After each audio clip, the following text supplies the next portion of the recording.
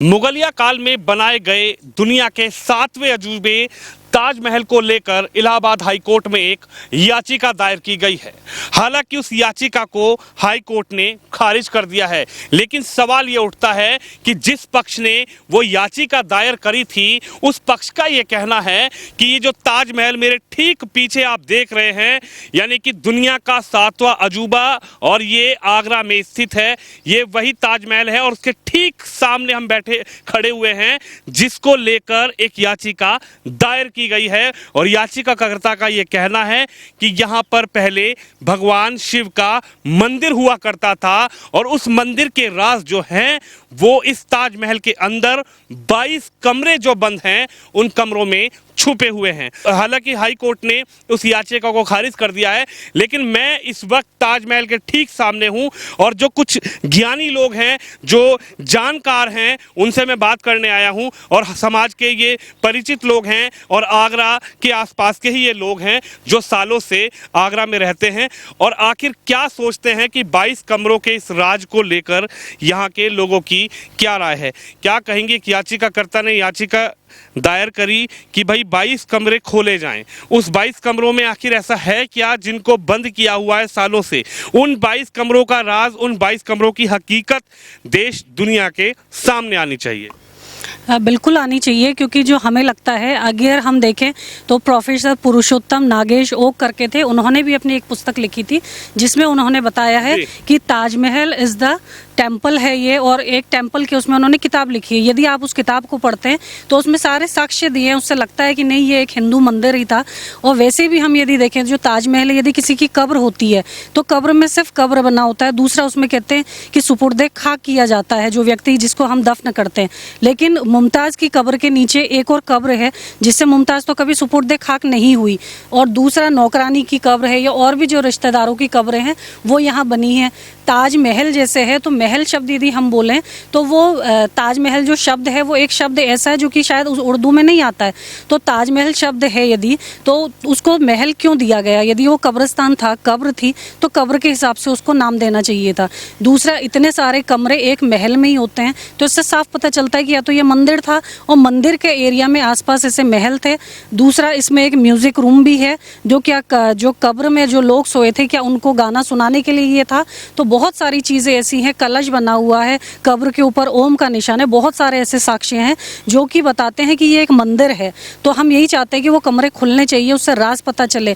क्योंकि जब ओक जी ने 2000 में ये एक याचिका दायर की थी कि ये शिव मंदिर है, तो इलाहाबाद जो कोर्ट है उसने इसको खारिज कर दिया था। लेकिन जैसे बाबरी मस्जिद में अगर उन्होंने याचिका खारिज की तो उन्होंने बोला था कि सैटेलाइट से एक तस्वीर ली जाए और पता किया जाए कि इसके नीचे मंदिर है। जबकि जब ताजमहल वाली याचिका उन्होंने खारिज की तो ऐसा कोई भी उन्होंने आदेश उसमें नहीं दिया था। तो हम चाहते हैं तो ऐसा कोई आदेश दे सरकार कि सैटेलाइट से नीचे उसमें देखे कि कोई वास्तव में मंदिर है, नहीं तो जो कमरे हैं वो खुलने चाहिए। क्योंकि शायद इन्हें डर है कि यदि वो कमरे खुलते हैं तो उसमें कुछ ना कुछ मंदिर के निशान मिलते हैं, इसी का डर है, इसीलिए ये लोग इसको मना कर रहे हैं खोलने से।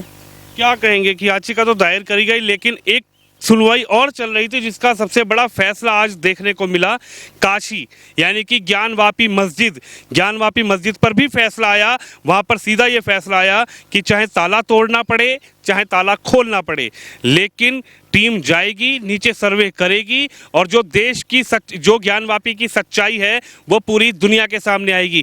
क्या ज्ञानवापी की तरह ताजमहल पर भी ऐसे ही फैसला आना चाहिए, सुनवाई होनी चाहिए? देखिए, ताजमहल के लिए जिस तरह से लोग जो संघर्ष कर रहे हैं, क्योंकि बहुत दिन से आपने देखा होगा कि लोग संघर्ष कर रहे हैं, और ऐसा नहीं है क्योंकि ताजमहल जिस तरह से जो मुग़लों ने जो जिस तरह से शासन करके और इस मुग़ल काल में उसको तोड़वाने का जो काम किया, यहाँ पर राजा जय सिंह हुआ करते थे, उनका एक महल था और महल में एक मंदिर बना हुआ था तेजो महल, और तेजो महल जो मंदिर था तेजो शिवालय के नाम से, उस मंदिर को तोड़ने का इन्होंने काम किया। और काम करने के बाद में आपने देखा होगा कि ताजमहल के अंदर एक गौशाला बनी हुई है, ठीक है, उस गौशाले में जहाँ पशु चरा करते थे। ये 22 कमरे हैं, 22 कमरे किसके हैं?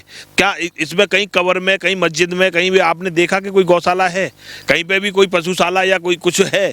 मगर यहाँ पर है, इसलिए इसे जो तेजो महल कहा गया, ये तेजो महल सत्य है। अभी याचिका दायर की थी, हो सकता है कुछ साक्ष्य रह गए हों, मगर अब की बार जो लोग साक्ष्य पढ़कर और पूरे साक्ष्यों के साथ में जब कोर्ट के सामने करेंगे तो आज नहीं तो कल इसकी सच्चाई सामने करनी होगी। कावड़ लेकर ताजमहल में घुस गए थे, आपको इतना कॉन्फिडेंट है कि ताजमहल के अंदर कहीं ना कहीं जो याचिका दायर कर रहे हैं उन लोगों पर, क्या आप कॉन्फिडेंट हैं कि 22 कमरों का राज खुलेगा तो कुछ ना कुछ निकल कर आएगा?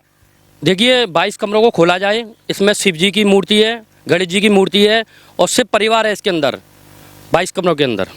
मैं अपने दिल से क्या भावना से कहता हूँ इनको खोला जाए। यानी आप ये मांग कर रहे हैं कि कहीं ना कहीं 22 कमरों के पीछे जो राज छुपा है वो सबके सामने हो, सबके सामने हो, खुलासा हो। और मैं कावर लेके आया हूँ, 3 बार कावर लेके आया हूँ सौरों से। मैं शिव जी तेजो महल के अंदर गया था, अंदर जाने नहीं दिया, प्रशासन ने मुझे रोक के जेल भेज दिया गया। और शिवरात्रि पे मैं शिव जी की वस्त्र धारण करके मैं ताजमहल के अंदर घुसा था और उसमें भी मुझे जेल भेजा गया था। शिव जी हैं, थे और रहेंगे।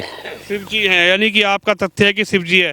ये तो दादा एक कथित है कि इनका कहना है कि शिव जी हैं, इनका कहना है कि ताजो महल है। उन मैडम का कहना है कि यहाँ पर जो 22 कमरे हैं उसमें भी कहीं ना कहीं होना चाहिए। आपकी तो उम्र बहुत ज़्यादा है, क्या कहेंगे? एक बड़ा विवाद फिर शुरू हो गया है ताजमहल को लेकर। एक पक्ष का कहना है कि ताजमहल जो है वो मुमताज़ महल है, शाहजहां ने बनवाया था, लेकिन एक पक्ष ये कह रहा है कि ये हमारा मंदिर था और मंदिर को तोड़कर कहीं ना कहीं इस पर ये ताजमहल इसको बनाया गया है। बिल्कुल ताजमहल है शंकर जी का मंदिर।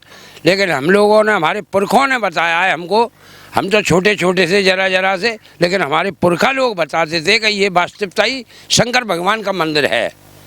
इतना हमको भी जानकारी है कि शंकर भगवान का वाकई में ही शंकर जी का मंदिर है ये।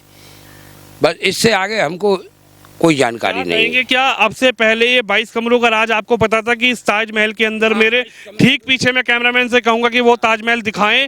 हम बिल्कुल ठीक ग्राउंड जीरो पर खड़े होकर ताजमहल के सामने जनता से बात कर रहे हैं और ये हेडलाइंस इंडिया की टीम दिल्ली से चलकर स्पेशली ताजमहल के ठीक सामने आई है कि आखिर ताजमहल के आसपास की रहने वाली जनता क्या सोचती है।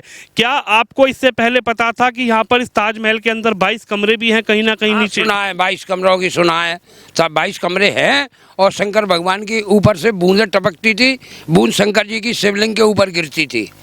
ये तो कब्रें जो बनी कह रहे हैं कि मुमताज की कब्र पे गिरता है। ये तो नहीं, कब्र तो थी नहीं, ये कब्र तो बाद में बनी हुई है, कब्र नहीं थी पहले, कब्र तो ये बाद में बनी हुई है।